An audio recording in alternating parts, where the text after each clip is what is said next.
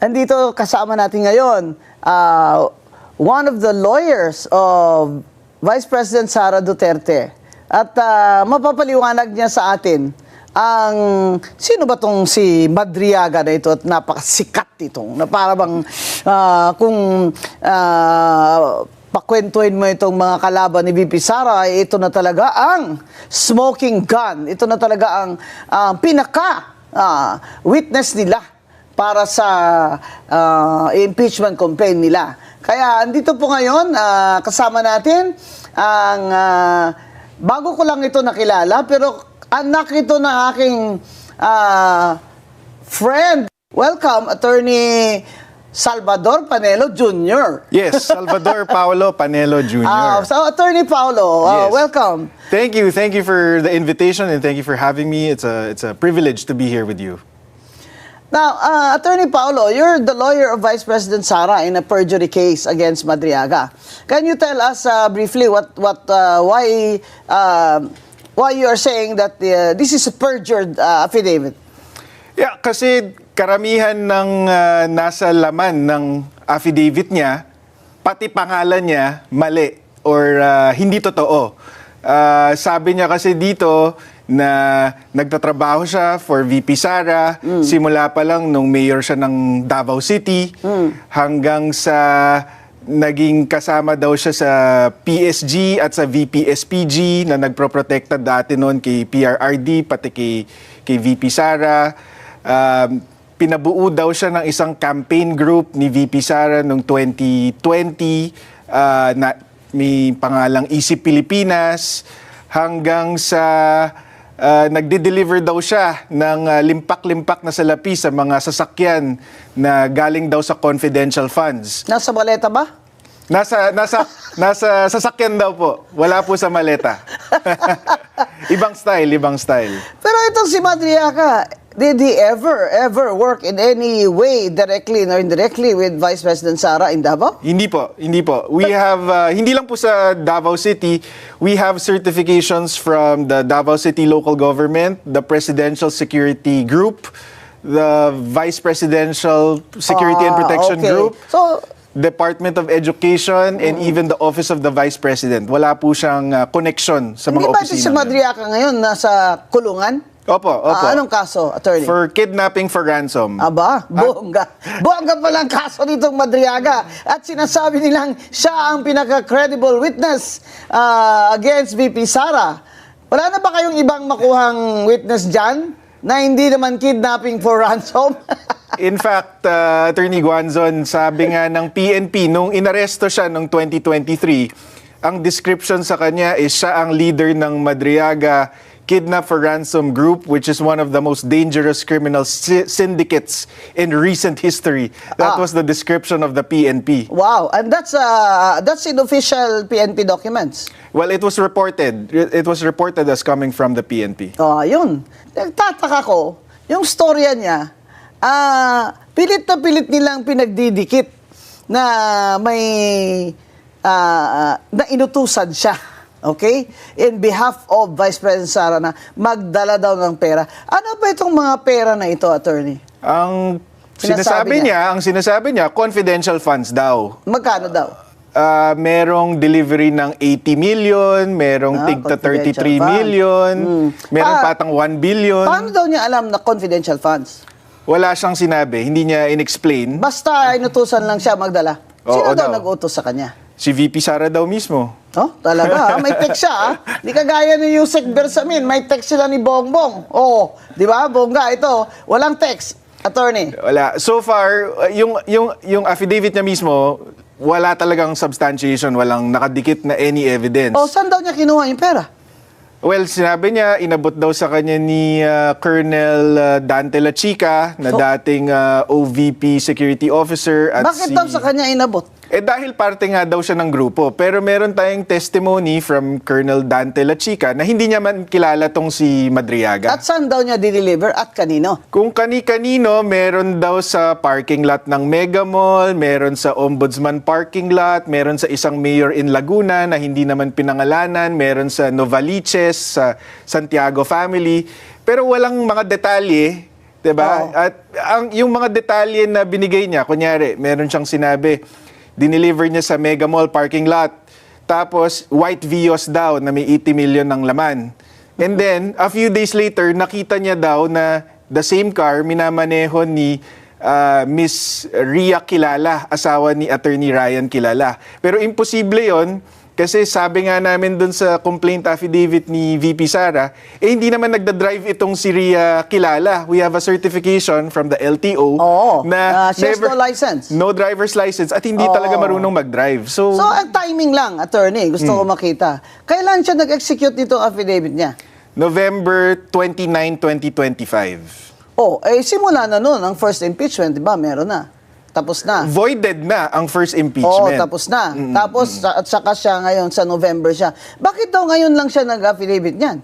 Hindi natin alam, pero ako, ang hinala namin dito is kailangan nilang punuin yung gap nila sa evidence versus VP Sara. So gumawa sila ng ganitong klaseng testimonya, gawa-gawang testimonya ni Madriaga para meron silang mapakita kung saan napunta yung confidential funds. Dapat ipakita natin itong picture ng Madriaga na ito na yung mga picture ba ng mga akusado pag bago sila or pagkatapos silang maaresto para makita naman ng mga audience natin kung ano itsura nito at bakit napaka-importante niyang tao. So if you were to describe Madriaga, Attorney Paulo, in one word, ano po ang description niyo sa kanya? Huwad, sinungaling. Yun ang bod nun. Talagang... Oo. At saka, Attorney Guanzon, hulog ng langit kung tutuusin. Oh, bakit? Sa amin sa defense, kasi kung yan ang star witness ng mga impeachment complainants, lagot sila. Kasi halatang halata na politically motivated yung impeachment complaints kung ang star witness nila napakasinungaling at basag na basag sa At nasa kulungan. ebidensya. Nasa kulungan pa. Ang magandang tanong doon, sino kaya nakahanap dito sa kay Madriaga na para sut-sutin ito na mag-affidavit? Sa palagay mo? Wala kaming ebidensya dito, Attorney Bing, pero halata sa amin, pag binasa mo yung Madriaga affidavit, na si former Senator Trillanes ang posibleng behind dito kay Madriaga. Bakit? Kasi doon sa Madriaga affidavit, kasama na dito lahat ng greatest hits ni Senator Trillanes versus the Dutertes. Merong allegation dito na nakakatanggap daw sila ng pogo money. Merong allegation na nakakatanggap sila ng drug money. Sinama niya pa dito yung magnetic lifters, yung customs issue, tapos pati itong confidential funds. Sa amin, napaka-incredible naman na makahanap ng testigo na may personal knowledge ng lahat ng yun. Bongga. Ilang 10 taon na atang linalako ni Senator Trillanes itong allegations na to. Wala naman siyang matibay na ebidensya. Tapos suddenly, just in time for the impeachment, merong isang Madriaga na alam niya lahat yun. Diba? Kami nga, Attorney Guanzon, doon sa complaint affidavit ni VP Sara, para lang definitively mapatunayan namin na hindi sila magkakilala, we had to get the testimonies of 7 witnesses. Para lang siguradong each witness is speaking from personal knowledge. So, na hindi siya kilala. Na hindi siya kilala. And imposible yung mga sinasabi niya. Hindi siya, sabi nga nung... Can you give me the names of your 3 witnesses? I have 7. That's former PSG Commander Major General Jose Niembra. And then we have a former PSG Commander Brigadier General Randolph Cabangbang. We have the former VP-SPG Commander Dante La Chica. We have the former DepEd Security Officer Dennis Nolasco. We have Attorney Ryan Kilala, na ito lang talaga yung kaibigan ni Madriaga. Ito yung mukhang connection kay VP Sara, si Attorney Kilala. And then we even have testimony from Miss Ana Magnaye. She's an events organizer that handled the inauguration of VP Sara just to refute the insinuations na porke may picture si Madriaga with VP Sara during the inauguration. Ay, close na siya. Close na siya.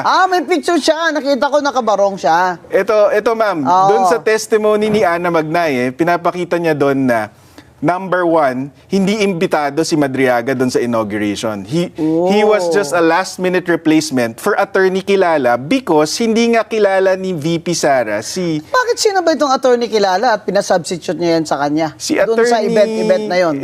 Si Attorney Kilala, Associate Dean dati ng San Sebastian, doon nakilala to ni VP Sara. Ba't naman niya kilala itong kidnapper?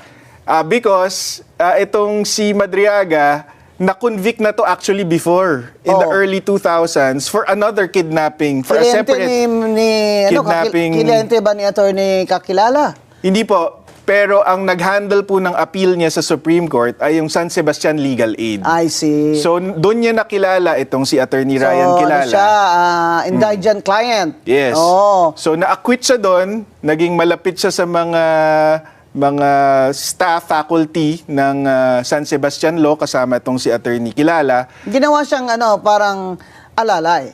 Hindi naman. Naging magkaibigan sila. Akala ko Julalay. Kaya naman, ba may event, imbitado ito attorney, hindi siya makarating, siya, parang proxy ko, ganyan. So, ang kwento is, kasi sabi ni Madriaga, inutusan daw siya ni VP Sara na buuin tong campaign group Kailan na daw siya inutusan? 2020 daw po. Noong 2020, nasaan ba siya? Anong trabaho nitong Mukhang Madriagang ang ito? trabaho niya at that time is a parang private security Nahirap provider. kasi itong mga kidnapping for ransom Di ba? Bantay sa lakay. Oo, marami sa kanila. Kunyari, security agency sila.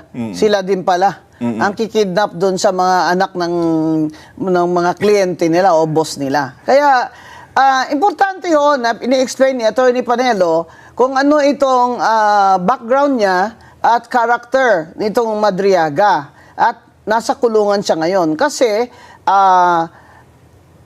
they are proving in the perjury case not only that nagsisinungaling itong si Madriaga, kung hindi, aside from that, na somebody is, he is a puppet and somebody is pulling the strings. Kasi kung titingnan mo, bakit naman si Madriaga bigla na lang susulpot ng ganyan kung wala siya makukuha? Di ba? The fact na nagkikidnapping for ransom siya, he is attracted to money. Di ba? Ano ito? Out of his good conscience, mag-affidavit siya, laban kay VP Sara dahil, siya? Anti-corruption, advocate. Huwag mo na kami ibudol, ha? Talagang, ang hirap mo paniwalaan. Actually, ma'am, yung testimonya nga nung events organizer is nagpa-unlock si VP Sara ng picture taking sa lahat ng bisita. Of course. Hindi lang sa bisita, pati yung onlookers. Tapos 6 to 12 midnight daw ang yung picture taking. Yeah. Tapos, ang ginawa namin para ipakita na hindi siya special, in-attach namin lahat ng picture taken on that day. Lahat pumipila yun 1,200 photos, Attorney Guanzon, para pakita na hindi siya special. Oo, ba't naman siya special? Mukha naman siyang ewan. Mamaya, sabihin nyo na naman, si Atty. Watson, grabe daw mag-discriminate. Sa itsura pa lang. Ano ko dyan, yung storya, hindi yung itsura. Yung storya ba na Vice President Sara will entrust to this Madriaga that she doesn't even know from any planet where he came from, i-entrust sa kanya na, magbuo ka ng ito, ha? Mag-organize ka for me, na ganyan-ganyan. Sino naman maniniwala dyan kay Madriaga kung mag-organize din siya ng mga campaigner? Sabi nga, ma'am, ng witnesses natin, former PSG commanders at itong si VP SPG commander, pag nag-screen sila ng mga tao na may kipag-meeting kay VP Sara or kay former President Duterte, Titingnan lang criminal records. hindi nila papalapitin ang tao na may criminal record gaya ni Madriaga, let alone entrust him with protecting them or working for them. So, imposible talaga yung sinasabi ni Madriaga. Pero napakalakas ng loob nila na nilagay nila yung affidavit ni Madriaga sa kanilang impeachment complaints. Actually, natutuwa kami. Kasi ma-expose yung impeachment complainants, pati yung mga nagtutulak ng impeachment, na politically motivated, political agenda lang talaga ang habol nila dito. Kasi kung base sa ebidensya, walang kwenta tong si Madriaga. Ito na yata ang pinaka-star witness ngayon ng mga pro-impeachment complainants at supporters, itong Madriaga na ito. Aba, surely you can do better than this. Ngayon, sinabi ng House of Representatives Committee on Justice, nanalo na sila, na may sufficiency in substance ng complaint against VP Sara. So now, attorney, they will go to voting in the House and they must get at least 1/3 para ipadala sa Senate. And the affidavit of Madriaga is one of their exhibits or evidence that they will submit or they have submitted to the Committee on Justice and then all the way to the Senate kung mangyari ito. So you're going to demand in subpoena that you can cross-examine Madriaga? Yeah, it's actually a litigator's dream to cross-examine somebody like Madriaga na napakasinungaling. Kasi alam mong kahit anong isagot niya, mahuhuli mo siya. So, yeah. I mean, may balita last week, Attorney Guanzon, I'm not sure if you caught it, na nung nag-file kami ng perjury complaint, biglang may lumabas na may death threat daw kay Madriaga sa loob ng kulungan. Oo. Meron ding report na inaalok daw siya ng 1 billion na to testify. Sa amin, walang kinalaman si VP Sara dyan because VP Sara actually wants him to testify. Oo. Bakit? Kasi one, siya lang ang makakaamin na gawa-gawa yung storya niya. Two, siya lang ang makaka-identify na kung sinong handlers niya, sino nagtulak sa kanya.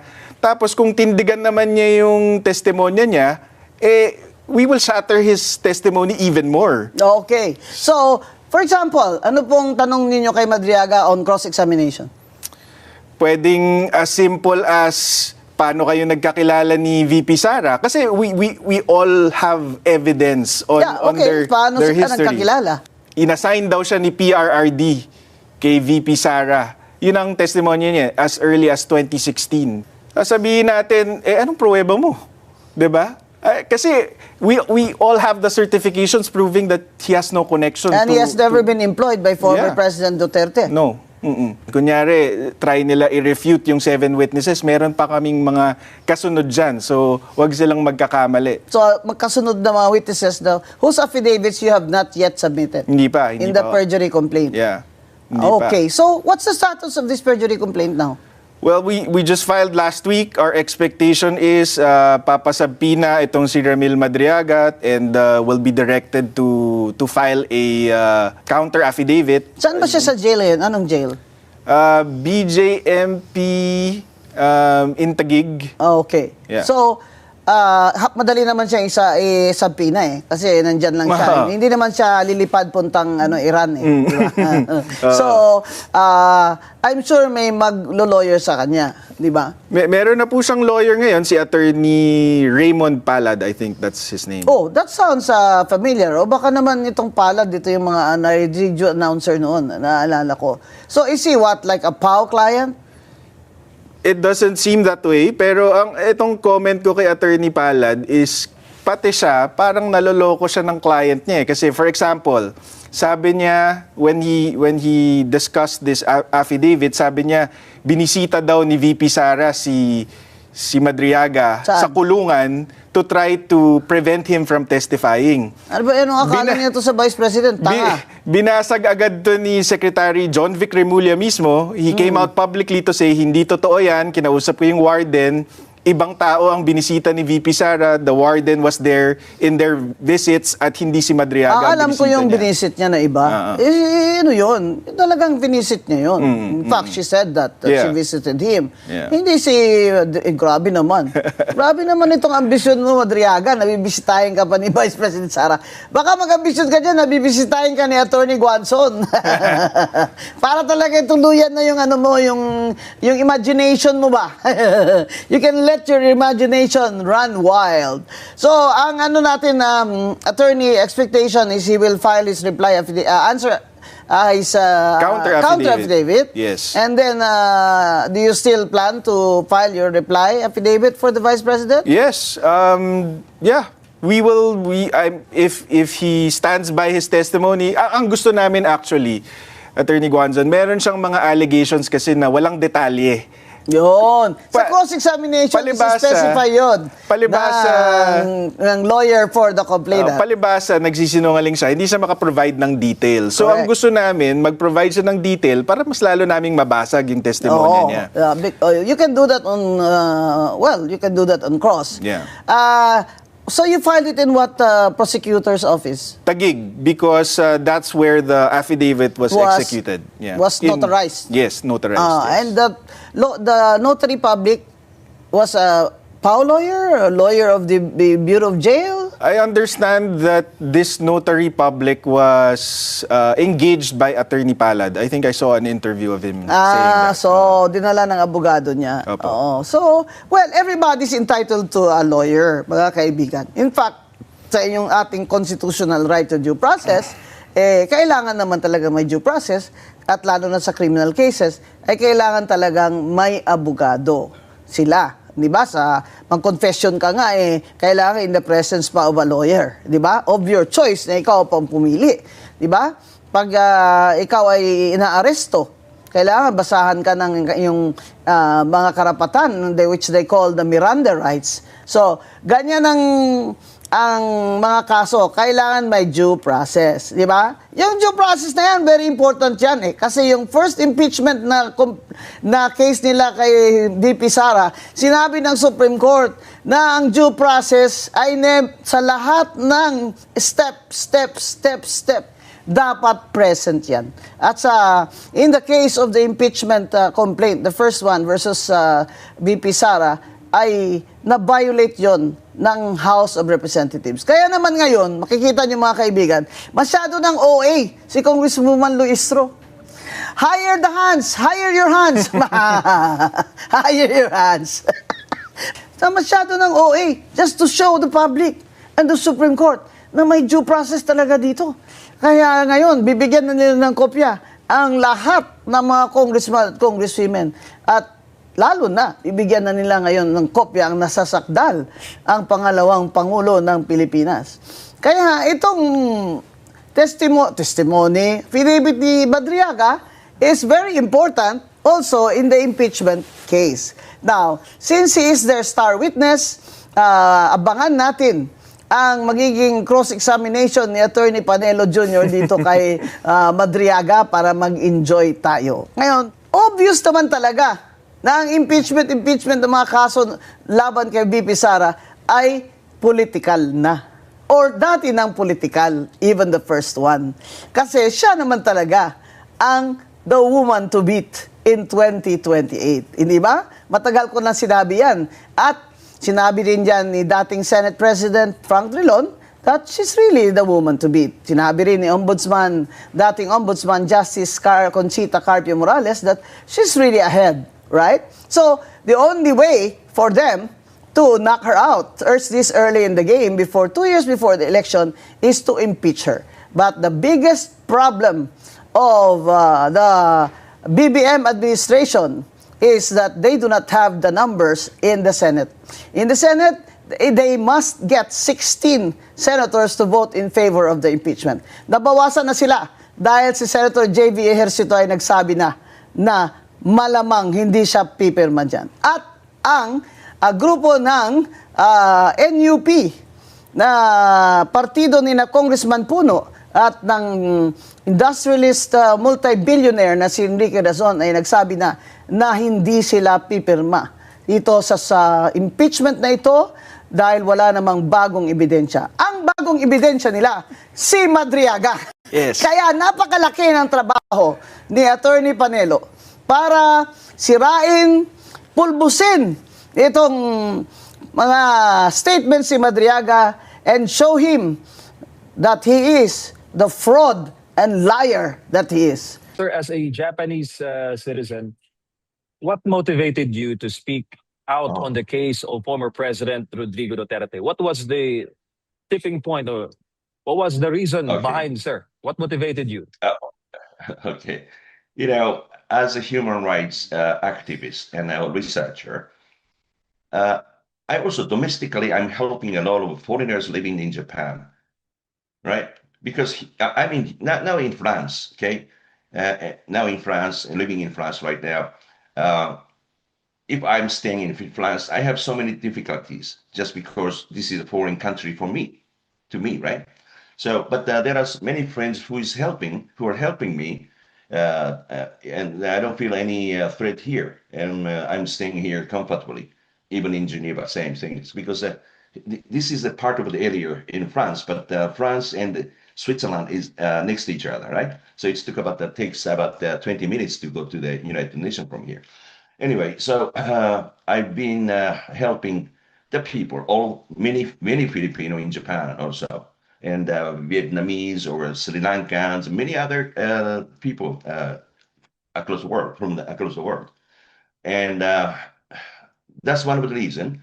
And some, women who got married with Japanese man and abused or became the victim of the domestic violence. So the people comes to me to talk and explain and asking to solve the problem. So I've been working for this about more than 10 years to help the foreigners in Japan out.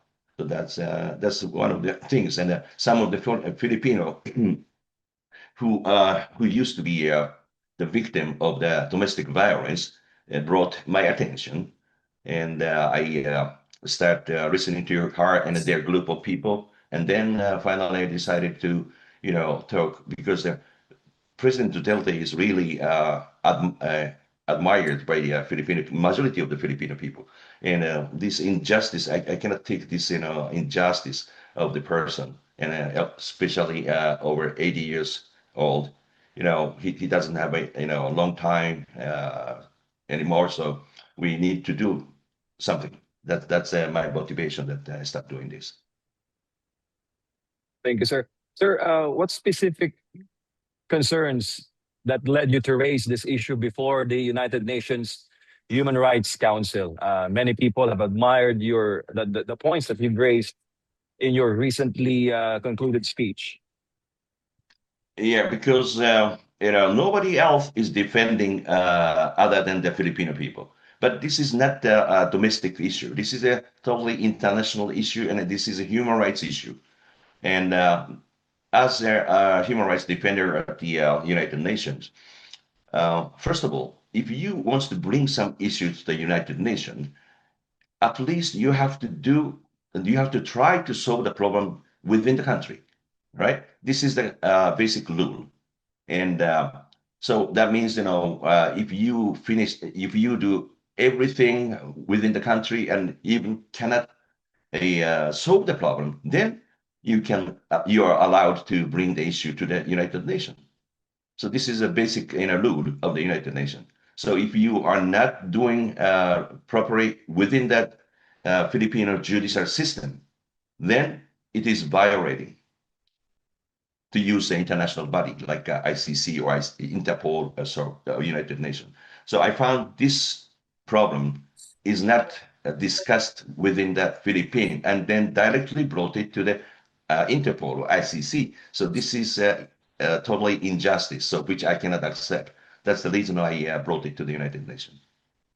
Sir, specifically, you've mentioned concerns about Philippine sovereignty in your speech Yes. at the UN.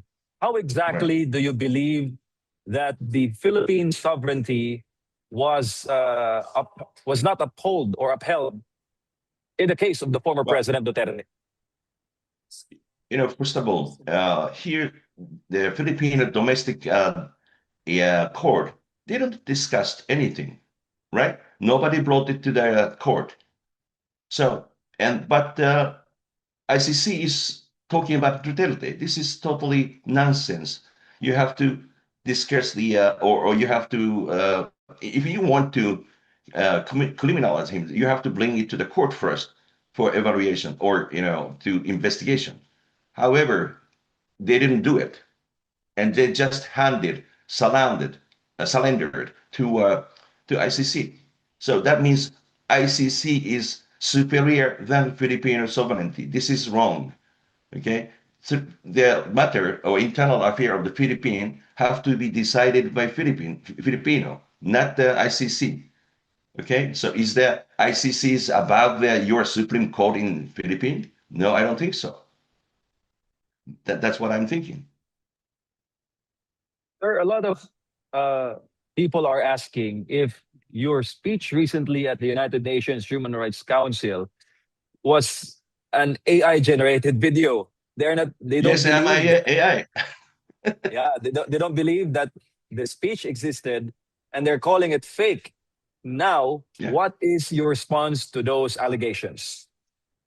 Well, maybe they think it won't happen, and they don't believe what is going on. And but the basic thing is that human rights is not the only regional thing, right?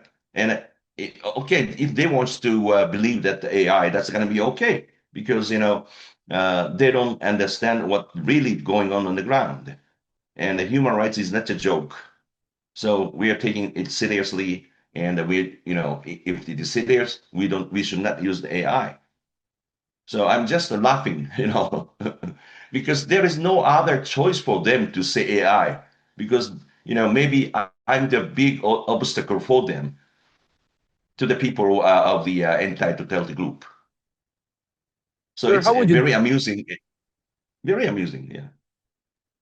Sir, how would you describe the support for the former president, especially Filipinos there in Japan, not only in Japan, in major countries in Asia, in Mhm. US, in Europe, in all of those countries where there are Filipinos. The former president was really beloved by the Filipino community in anywhere of the globe.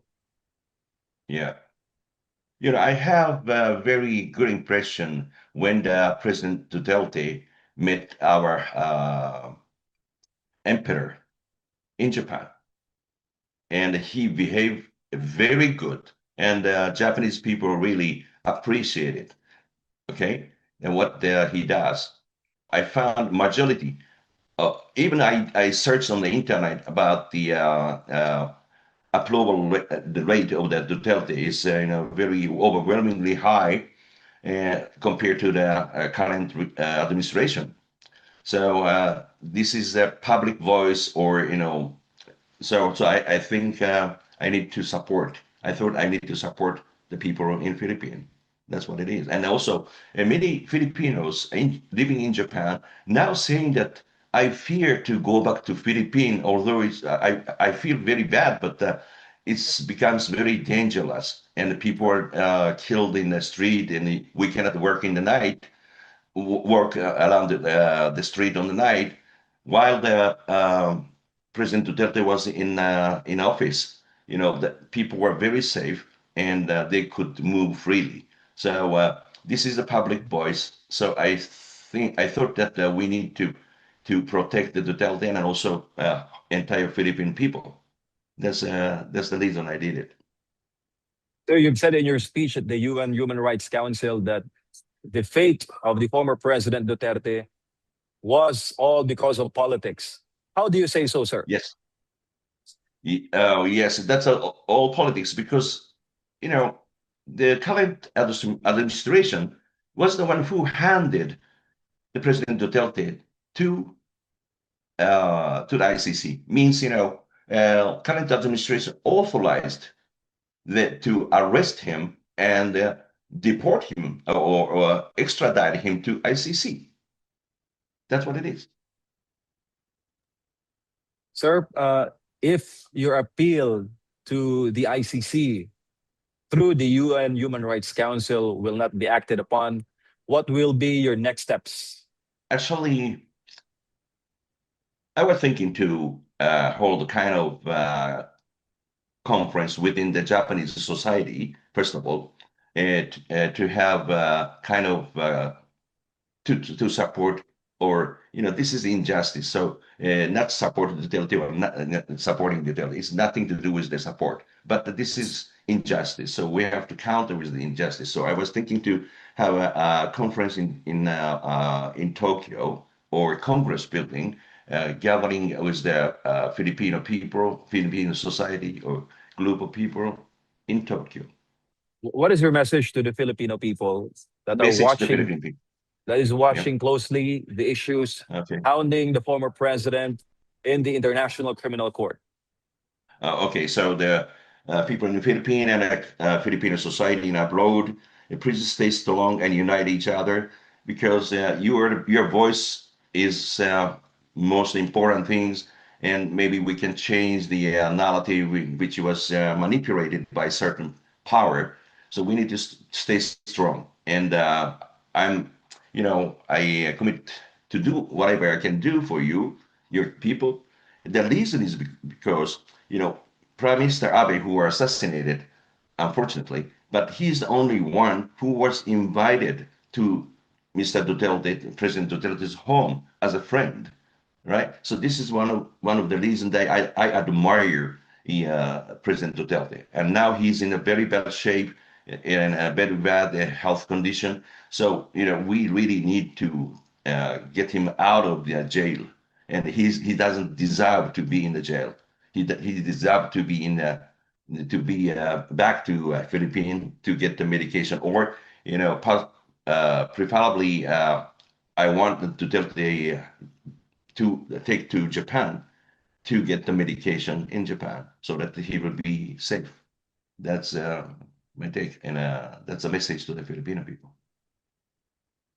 With that, sir, thank you so much for your time, and God bless. You're welcome. Thank you for having me.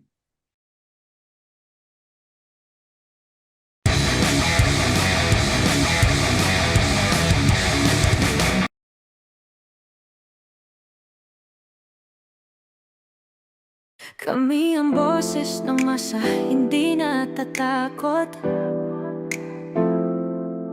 Katotohanan lang, di kami nalulunod. Walang bahid ng sismis, lahat ay totoo. Kahit sino ka pa, pag mali ka babanatan ka. Walang pinipili kulay, wala kaming kinikilingan. Basta para sa bayan, kami lalaban. Pagdama palakpakan, pag mali banatan. Di matitinag, di matatakot, para sa bayan tuloy ang sigaw. Sa harap ng kamera, walang halong takot. Mga baluktot, lahat kayo'y tutumba. Ang hustisya at